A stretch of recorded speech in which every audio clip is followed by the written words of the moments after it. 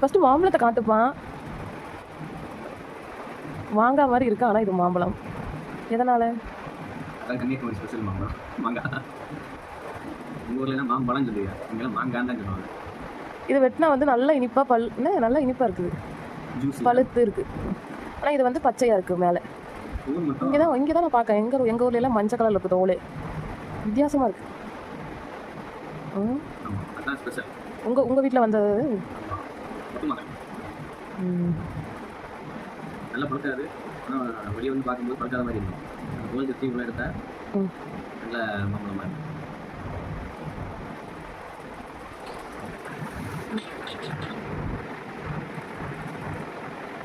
சரி, பார்க்க வச்ச மாதிரி இருக்குமா? வச்சே இல்லை, ஓகே.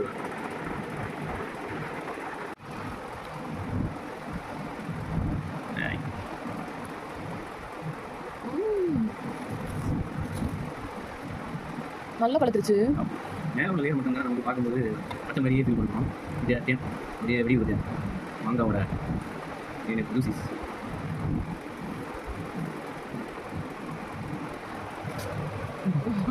நம்ம க்ளோஸ் அப் வைக்கிறோம்ப்பா.